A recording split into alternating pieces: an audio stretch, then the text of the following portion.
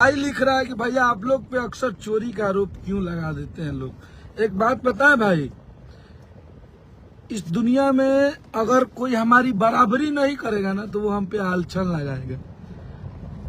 कोई हमारे मेहनत को मेहनत से जवाब नहीं देगा तो वो हम पे प्रत्यारोप लगाएगा। अब काले एगो दीदी जी का लाइव देखत रहनी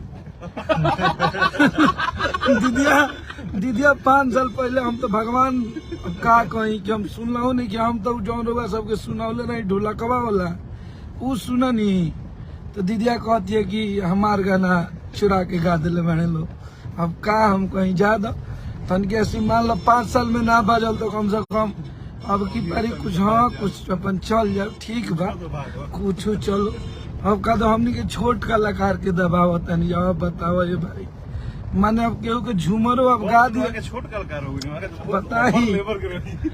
अब बताओ भाई कि हमनी के अब केहू गा दे कि अपन खोरिया बाहर एक कौन बाबावत तो हमारो जी हो है?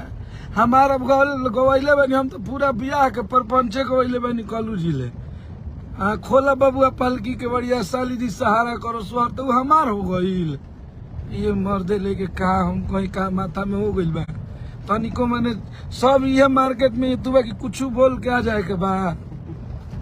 आजकल मार्केट में ट्रेंड चलल बा धोड़ी पगाना गा के हिट होके के तो प्रयास कइल जा